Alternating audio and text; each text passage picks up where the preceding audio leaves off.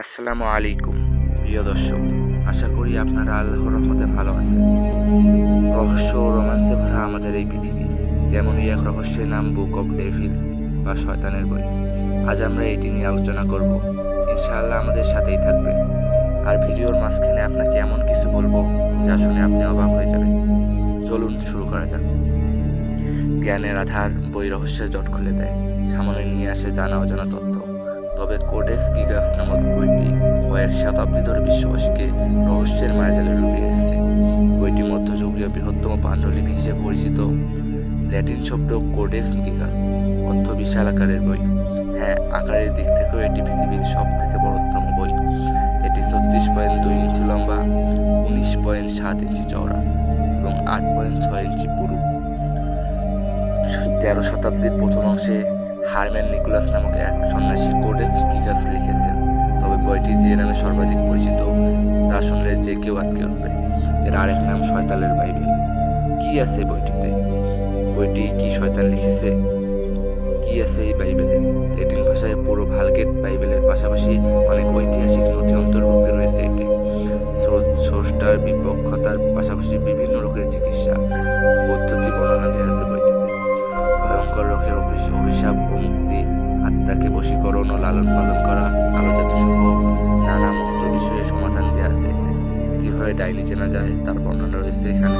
তেমনই চোর ধরার কলা কৌশলও রয়েছে বইটিতে। বইটির এমন নামকরণের পেছনে রয়েছে অদ্ভুত এক পৌরাণিক কাহিনী। হারম্যান নামক বেহেমিয়ার বেনেডিক্টস পোর্টজিলায় আশ্রমিত একজন সন্ন্যাসী ছিলেন। তিনি আশ্রমের নিয়ম ভঙ্গ করে বসেন। নিয়ম ভঙ্গের পাপ হিসেবে তাকে কঠিন শাস্তি দেওয়া হয়। শাস্তি হল একটা বদ্ধ কুঠুরেতে তাকে আজীবন নিঃসঙ্গ অবস্থায় কাটাতে হবে। শাস্তি চলাকালীন তিনি একদিন আশ্রম গুরুকে তার পাপের শাস্তি লাঘবের জন্য প্রস্তাব দেন। গুরু হারম্যানকে পাল্টা সত্য ছুড়ে দেন যে এক রাতের মধ্যে তার অর্জিত জ্ঞান যা আছে তা দিয়ে মানুষের কল্যাণের জন্য তাকে একটি বই লিখতে হবে। যে বইকে সৃষ্টিকর্তার মঠের গুণগান থাকবে মানুষের বিভিন্ন উপকারী তত্ত্ব। হারম্যান সব শর্ত মেনে নিয়ে এক সন্ধ্যায় লিখতে বসেন। তিনি মাঝরাত অব্দি এসে দেখতে পান মাত্র অর্ধেক পাতা লিখতে পেরেছেন। হতাশায় হারম্যান এই মাঝরাতে নিজের রক্ত দিয়ে শয়তানকে একটি চিঠি লিখে বসেন। চিঠিতে তিনি শয়তানের কাছে এই বলে সাহায্য কামনা করেন, যদি শয়তান তাকে এই বই লিখে দেয় তবে তিনি শয়তানকে তার আত্মা সঁপে দিবেন। সাড়া দেয় শয়তান, সশরীরে হাজির হয় শয়তান। শুরু হয় কোডেক্স গিগাস লেখা। উষার আগেই লেখা হয়ে যায় এই বিশাল বইটি। নিজেকে প্রমাণ দেওয়ার জন্য নিজ হাতে শয়তান তার ছবি বইয়ের 290 নং পৃষ্ঠায় রেখে যান। শয়তানের সাহায্যে লেখা বলে এই বইটিকে শয়তানের বাইবেল বলা হয়। বইটি 1477 থেকে 1593 পর্যন্ত ব্রহ্মর মনাস্ট্রিতে ছিল।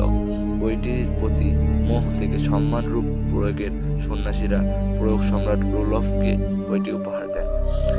1648 সালে প্রয়োগের সাথে 30 বছরের যুদ্ধ শেষে সুইডিশ সৈন্যরা এই বইটি লুট করে।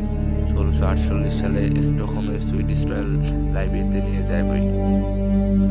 7 মে 1697 সালে সুইডেনের রাজপ্রাসাদ লাইব্রেরিতে এক মারাত্মক আগুন লাগে। আগুনের বইয়ের কিছু পাতা পড়ে যায়, কিন্তু কিছু পাতা বাতাসে উড়ে যায়। এই পৃষ্ঠাগুলো আর পাওয়া যায়নি।